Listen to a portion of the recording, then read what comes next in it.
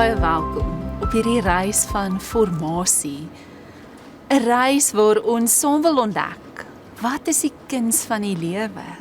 Hoe lyk dit? Wat beteken dit vir ons? Wat behels dit? Paulus het 'n paar idees oor die kuns van die lewe en hy skryf so daaroor in Efesiërs. God is ryk in barmhartigheid en het ons innig lief. Deur sy groot liefde het hy ons wat dood was as gevolg van ons oortredings saam met Christus lewend gemaak. God het ons gemaak wat ons nou is. In Christus Jesus het hy ons geskep om ons lewe toe te wy aan die goeie dade waarvoor hy ons bestem het. So is julle dan nie meer vreemdelinge en bywoners nie, maar medeburgers van die heiliges en huisgenote van God, in wie julle ook saam opgebou word tot 'n woning van God in die Gees.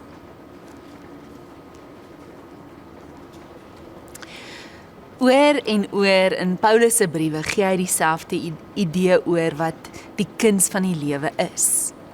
'n Verhouding met hom, met God, die een wat ons gemaak het, met mekaar in die eenheidsband van liefde deur Christus, wat saam op die reis is, en met ons wêreld, sodat ons kan toewy aan die goeie werke wat hy vir ons het. Ons word uit genade gered.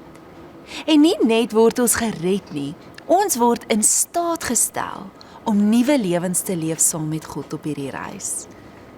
Genade vergewe ons nie net nie, dit verander ons.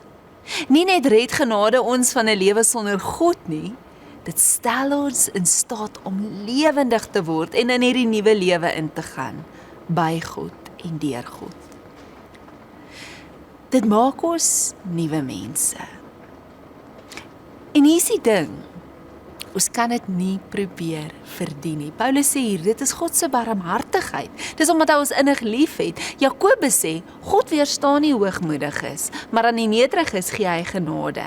As jy dit wil verdien, as jy genade wil verdien, is jy hoogmoedig. Want jy dink dis uit jou verdienste wat jy dit ontvang.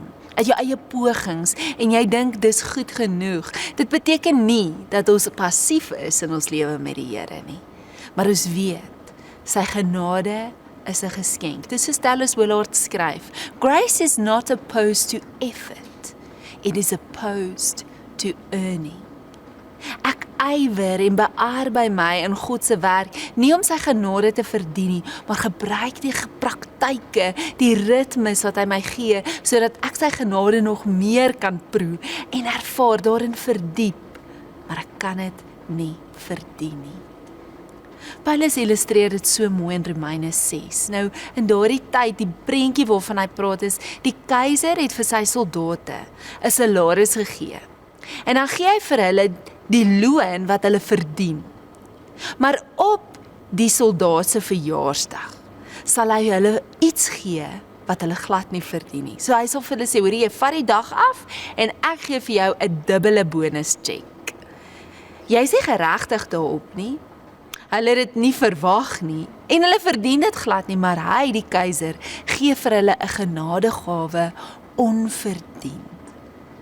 Nou op hierdie metafoor wat in die bewussyn van die leser van die briewe is, skryf Paulus dan en sê in Romeine 6:23, die loon van sonde is die dood. Dit waarvoor jy gewerk het en dit wat jy verdien as gevolg van dit wat jy gedoen het, is eintlik die dood. En ons almal het iets al verkeerd gedoen. So dit is wat ons almal verdien, dis ons loon.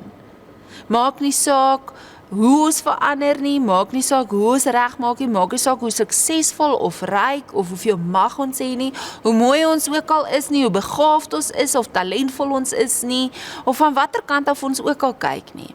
Die loon verander nie. Dis wat ons verdien. Maar die genadegawe van God is deur Christus Jesus. Hy gee vir ons teenoorgestelde van dit wat ons verdien. Hy betaal die loon, sodat ons met hom kan leef. Hy betaal die loon, sodat ons die kuns van lewe met hom kan ingaan. Genade is dat God ons lief het, selfs toe dit onmoontlik was om ons lief te hê. Genade is dat God ons aanvaar, selfs as ek onaanvaarbaar is. Genade is dat God na ons soek, selfs as ons weghardloop. En genade is dat God nooit ons prys gee nie, selfs as ons onsself prys gegee het.